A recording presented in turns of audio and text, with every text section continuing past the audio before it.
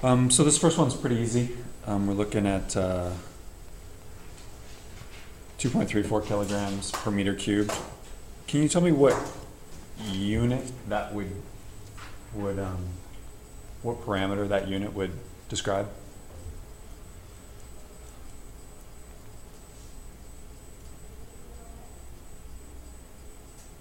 What kind of unit is kilogram?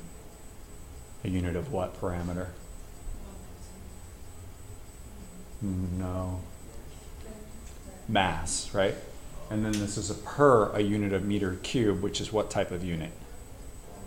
Volume. So this is a mass per volume. So what kind of unit is this? This is a density unit. Does this unit seem usable? I know I gave some examples last class period about some kind of silly density units, but is this a probable one? Is this something that somebody might actually use?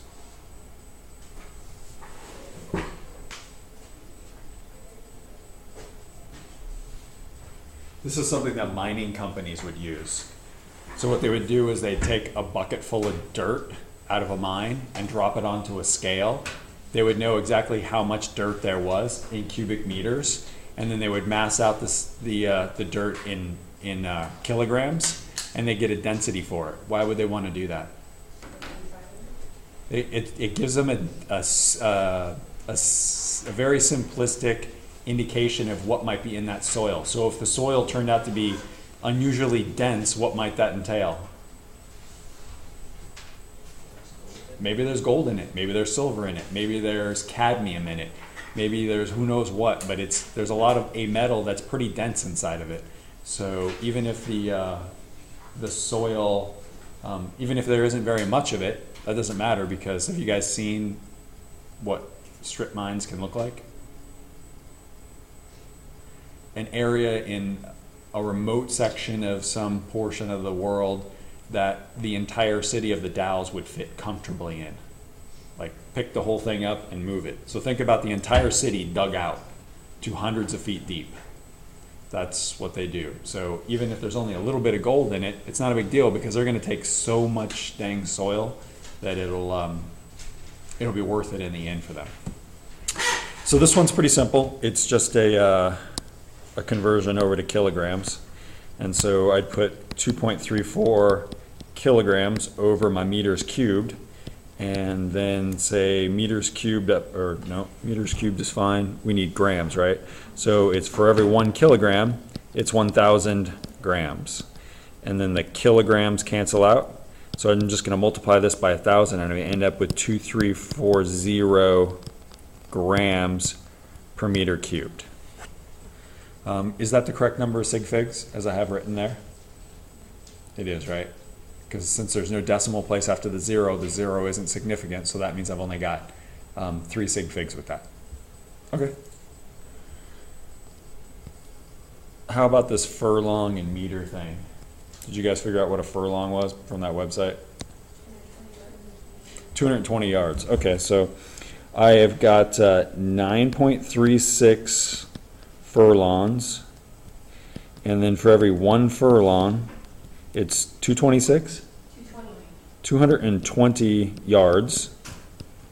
And then for every 1 yard, it's 3 feet.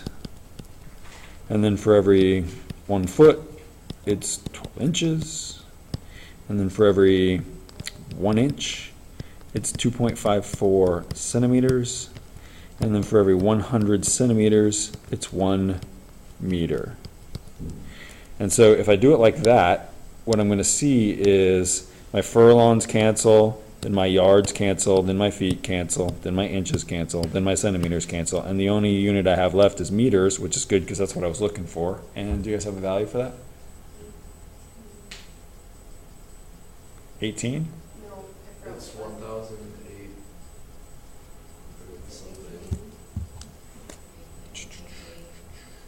it actually came up to 1882.93, and then to make it the value would be 1880. 1.36 times 220 times 3 times 12 times 2.54 divided by 100. 1882. And so I only need 3 sig figs, so then my answer will be 1880 with no decimal place after the 0. Okay. All right, this next one is kind of a ridiculous unit. What are we calculating? What is this conversion for? From one type of something or other to another, what is it? It's distance? This rods per hour is a distance unit? It's a speed unit, right? It's a dumb speed unit, but it's a speed unit because the numerator is a unit of distance and the denominator is a unit of time. So, do we even know what a rod is? Do you guys know what a rod is? It's an old maritime unit. People would take a rod that's, I forget what it is, 16.5 feet or something like that, and they would stick it into the ground or stick it into the water, and if the rod hit, then they knew what the depth was. And then they can link the 2 rods together, and they could put 2 rods down into the water, and then that would tell them the depth is 2 rods. And so they would know the depth of the boat and if it could make, if the draft would bottom out or not. Long before the little fish finder or sonar thingies, obviously. And so we're going to go rods per hour into leagues per week. Okay, so I've got 5, 6, 3, 2 rods per hour, and it really doesn't matter which one of these things I do first. So I'm going to do 24 hours is 1 day, and then 7 days is 1 week. And I got the week thing down. Now I need to take care of the leagues thing. So it's rods needs to go down here, and I'm sorry, what was it, 16.5 feet? 16.5 feet for 1 rod. And then I can go 5,280 feet is 1 mile. And then what?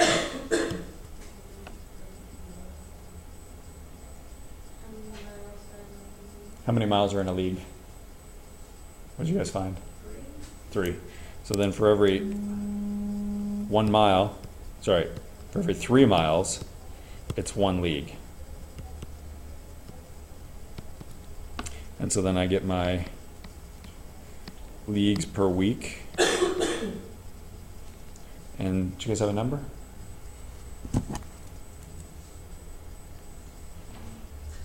5632 times 24 times 7 times 16.5 divided by 5,280 and divided by 3. And I got, with the correct, I need 4 sig figs, so I've got 985.6.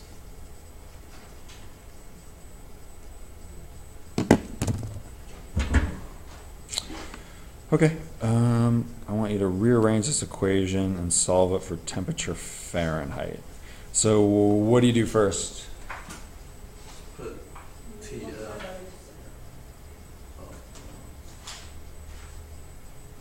What did you do first? Yeah. Yeah, so multiply this side by 9/5. This cancels out. Multiply this side by 9/5. And so then I've got 9/5 times temperature Celsius equals temperature Fahrenheit minus 32. And then I'll add 32 to this side and cancel that out. And I'll add 32 to this side. So then I get temperature final is equal to temperature Celsius times 9/5 plus 32.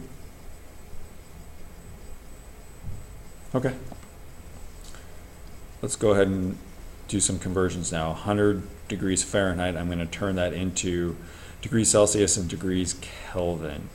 So I got my degrees Fahrenheit, and so I'm going to take my temperature Celsius is equal to 100 minus 32 times 5/9. And somebody have an answer for that? For the temperature Celsius? 37.7. Is that enough? 7, 7. It's repeating sevens? No. We do need one more sig fig, right? Yeah. If it's another 7, then it would be an 8. Are we okay with that? Okay. And so that'd be degrees Celsius. And so then I can take 273 and add it to this value. And I can get 310.8 Kelvin. And I'm good.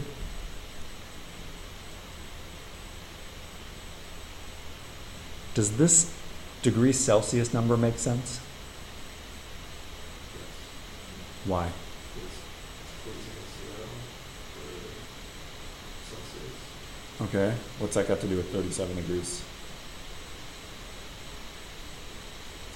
There are 3 Celsius numbers you should remember. Somebody know what the 3 are? There's probably 4, but let's go with definitely 3. You should definitely know that water does what? Freezes at 0. What else? Boils at 100. And then what's the other Celsius number you should know? Body temp is 37 degrees, right? So what is body temp in Fahrenheit? 98.6. And what number did we start with? 100 degrees Fahrenheit. So this number had better be damn close to what? 37. And it is. We're good with that. So when you're doing these problems, make sure you can think about what your answer is and that if that makes sense to the Fahrenheit number. If you would have got a number like 137, well, that person's dead, right? I mean, they're more than boiling. So obviously that's not correct. I guess the other number maybe you should think about is about 20. What's about 20? It's about room temp. So if the number's around 20, that's basically around room temp. 18, 19, 20, depending on, if you like it warm or hot. Cooler or warmer. So if you can remember 0, around 20, 37, and 100, you do yourself a favor as far as relating Celsius to Fahrenheit stuff. Do you think this causes issues in the healthcare field? Well, what temperature did you take that in? That kind of stuff. You got to make sure that everybody's on the same page as to what the temp is. Is it possible to have somebody with a 37 degrees Fahrenheit temperature? No. I mean, they could, but They'd probably be dead, or they've been like submerged in Lake Michigan for an hour in February. I think they'd still be dead. No. If you take 106, we'll talk about why they don't actually die sometimes. So now we're going to convert this 290 Kelvin into Celsius and then to Fahrenheit. So I got 290. So the first thing I'm going to do is what? Subtract 273, right? And so that leaves me with about 17 degrees Celsius. So that's about room temp. Is this the correct number of sig fig, 17? How many did we start with? 2. There's no decimal place after the 0. Oh, okay, that's interesting. Okay, so now what do I need to do with the 17? I need to multiply it by 9/5, right? Then I need to add 32 to it. Okay, so when you're going to get yourself in trouble with these calculations in the calculator is if you're going this direction, no problem. Because the calculator's order of operations is to multiply by 9, divide by 5, and then add the 32. But what about in the last problem?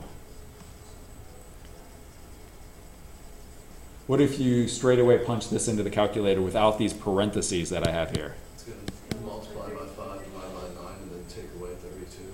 No. No. It's gonna say 32 times 5 divided by 9, then whatever that is, it'll subtract that off of 100. All right, so you absolutely have to subtract the 32 before you multiply by the 5/9. And it matters this direction because you have to do the subtraction first. If you don't do the subtraction first, the problem isn't going to come out right. But the calculator doesn't know that unless you do parentheses, or unless you do 100 minus 32, enter, and then multiply by 5/9. But this direction is not that big a deal because it's going to do it correctly for you anyway. And what do we end up with a temp Fahrenheit number here? 63. 63. Does that number make sense? Kind of. What did we say room temp was about? 20. And is 63 room temp? It's a little chilly, right? I mean, it's not a super comfortable room, but it's not something you don't need like a parka or anything. And 17 degrees in Celsius is same thing, right? It's not a warm room, it's not a super cold room, but you should at least recognize that it should be somewhere around a room temperature number. How about this brief non-scientific definition for density? What would you guys say? If you were talking to like a 5-year-old.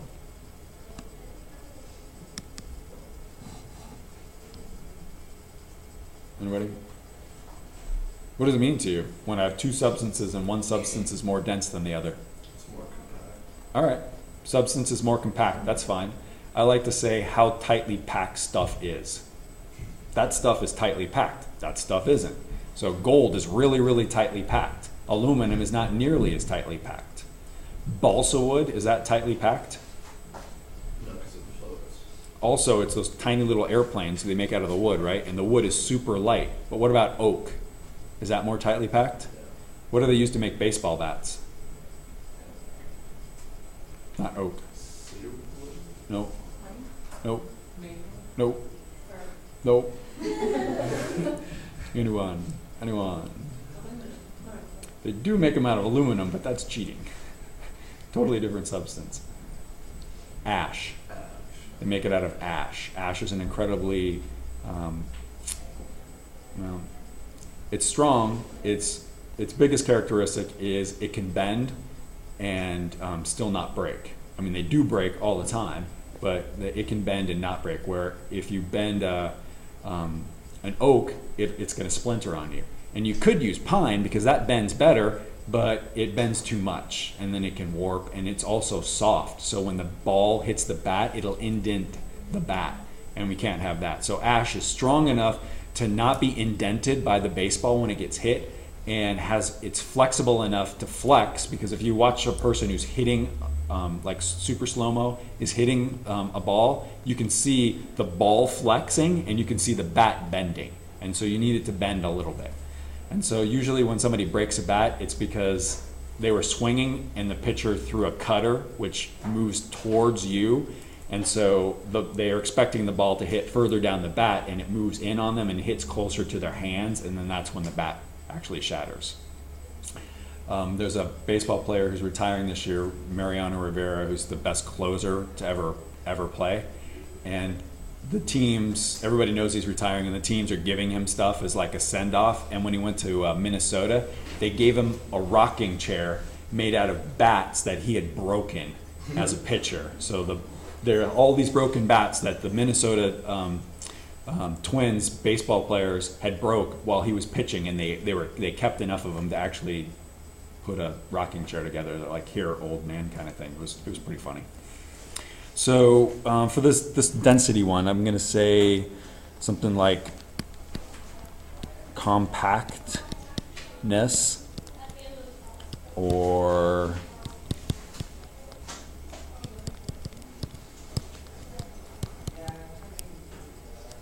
how compact something is, or how tightly packed something is.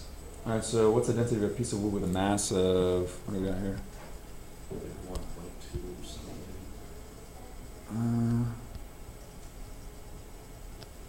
So there's two questions here. What's the density? And then the second question. Can you answer the second question before the first question? No. Yeah. How? It's less than one. Oh, I see. Because the 240 is smaller than 268. I know that the thing that has to go in the numerator, the grams part, the number is smaller than the number that has to go in the denominator. So this number, no matter what, it's going to be a number less than 1. So yeah, you can straight away look at that and say this is going to float. But now I'm looking for density, so the density for this guy is going to be 240 grams divided by 268, what do we say? Centimeters cubed. And so then I get grams per centimeter cubed, and I get what do we get? 0.978? 0.78? I don't know about that. 0.978. 0.895. Okay, I'm better with that. 0.895 grams per centimeter cubed. So, is that okay for sig figs? No. So what do you want to do? I need it to be 2 sig figs, right? So I go to 89, but then I back off and I see it's a 5 there. So then what does that make me have to do? Then I got to round up. So then what's my answer going to actually say? 0.90, right? How do you know that that's 2 sig figs? I was just gonna ask that, because the one has a 0 and the other one doesn't. Because it's after the decimal. This decimal place, this 0 is to the right of the decimal. So if it's written, it's significant. And this one is to the left of the decimal, so it's only significant if there's a decimal after it. So something like this to ask for the correct sig figs, so you go by the first number that's given when you No. give your answer? Or the I go by the number that's got the smallest number of sig figs. So this guy has 2, and this guy has 3, so then I can only use 2. Okay. I definitely messed up with that question. I did 268 cubed. No, the number's already, that's already been calculated in. That was a really, really not dense piece of wood then. Unbelievably not dense. That wood floats really well. Come on, you can do it. Okay, so we didn't talk about this in class on Wednesday or Monday. I was just hoping that you would look to the next portion of the notes. It's what we're going to talk about today. And this is a specific heat problem. And it's telling you the energy, it's telling you the mass, it's asking you what the final temperature is, and it's giving you an initial temperature, and it says glass, so then you can look the specific heat up. And so let me pull the notes out. 0.22, that is what it is, yeah. 0.22, so notes.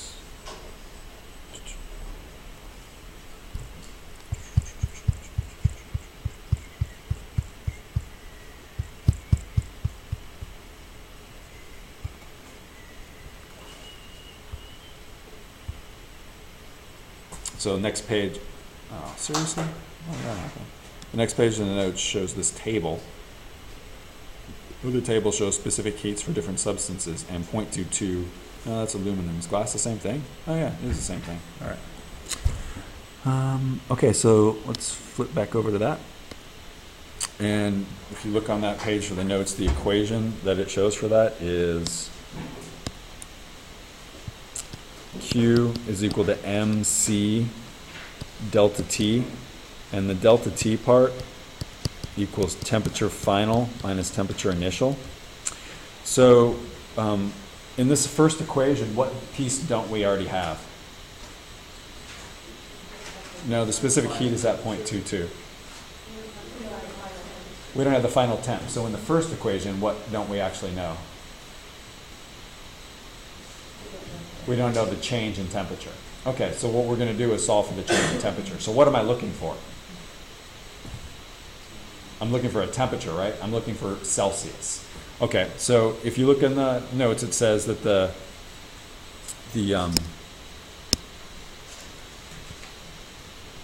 this is calories per gram degree C. So there's a degree C right there. So let's go back over here. And so I'm going to start my little railroad track off with degrees C. I'm going to put 0.22 calories per gram in the denominator. So why did I write that out like that? What am I looking for? I'm looking for a temperature. I'm looking for degree C. So there's my degree C unit. Again, I'm not really using the unit, or not really using the equation here. I'm just going to use the railroad track method. So I've got degree C, and I need a temperature change. Okay. So now I need to get rid of the calorie part and the gram part. So the calorie part was given up there, so I'm just going to throw in that 3750 calories. So the calories cancel out. I got that piece. And now I need to get rid of the grams piece, and that's 675 grams. So now the grams cancel out. And the only unit I have left is degree C. So if I do that, if I knock that out, I got 3750 times 675 divided by 0.22. That's a lot.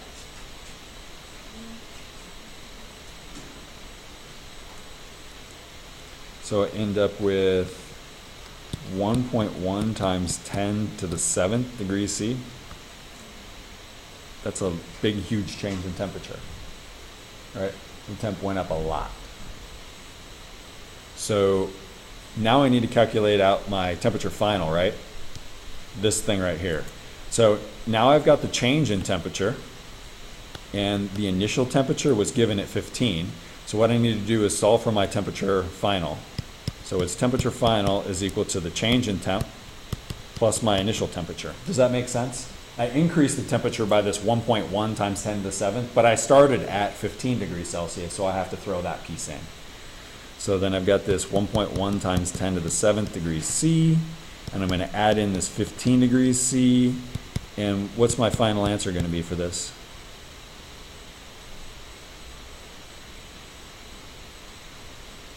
How many sig figs do I have? 3 sig figs? You okay with that? 2, just for the 15, right? So the reason I put this on here is this is my answer.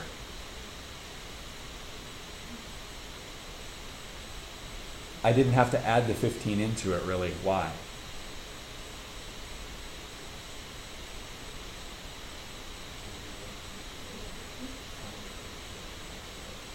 No. The change in temperature is mammoth, isn't it? So let's say that this week you win Powerball, all right? And they deposit the whole Powerball value into your checking account. When you check your balance, are you going to notice the fact that you had whatever money you had in your checking account was already in there? See what I'm saying? If you get $450 million from Powerball, are you concerned that there was, $787 in your checking account before they put that money in there? It's not that big a deal when we're really talking about it, right? So in this case, this thing was only at 15 degrees Celsius, but then I jacked the temperature up to basically 11 million. So does it really matter that I started at 15 degrees Celsius? It doesn't. So sometimes when you're doing these problems, something changes so dramatically that the initial conditions aren't that big a deal.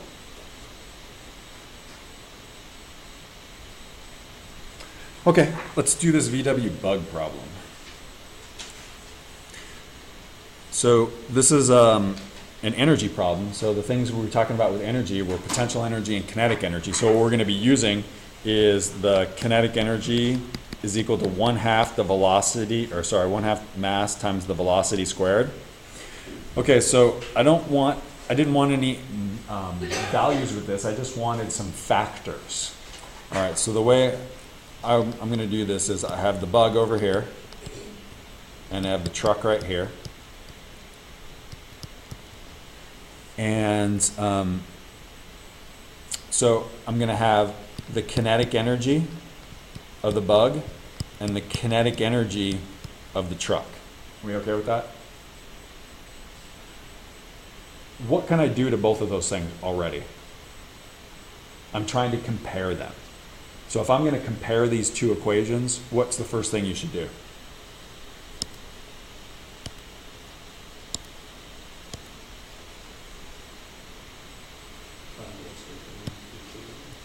How about find out what's the same? And anything that's the same you get rid of, right? So the half, I can take it out of both of them, all right? So what about the difference in mass? What's the difference in mass between the two? What's the factor? The truck is twice as heavy, right? Twice as massive. Okay, so this truck is 2 times whatever the bug is. And what about the velocities? They're both 30, right? So then the velocity part is gone. And what I'm left with is mass and mass. So who's got more kinetic energy? And how much more? That's it. That's the whole problem. Okay, so now let's look at the next one. So I've got my bug again, and so I've got my 1/2 mv squared and my 1/2 mv squared for the truck. So what's the same? Right off the bat, we know the 1/2 is the same, so let's get rid of that part. Okay, so what about the mass piece? It's still the same truck and bug, so what's the relationship between the masses? So the truck's mass is times 2. Now what about the velocities in this case? They're different. So how much more is the truck, or the bug? By a factor. 2. It's twice as big, right? Okay, so what I have here is the truck being twice as massive, but the car moving twice as fast. Dang it. How does that do that? So what's more important? Why is the speed more important? Because I'm squaring it, right? So this thing here turns out to be a 4. Are we okay with that? And then this thing here turns out to be a 2.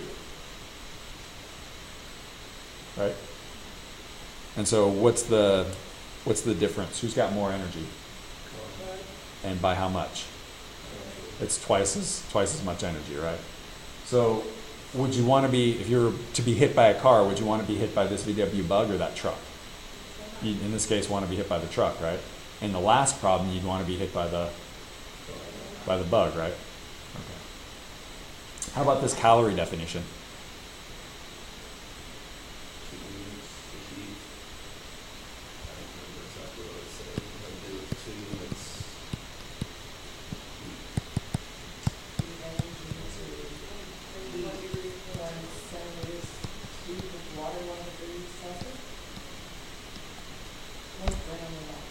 One gram of water, 1 degree Celsius. But it's okay because 1 cubic centimeter of water is also 1 gram of water because its density is 1. So this is a small amount of energy. This is just a tiny amount of energy needed to raise this small amount of water 1 degree Celsius. Is that it? Yeah, okay.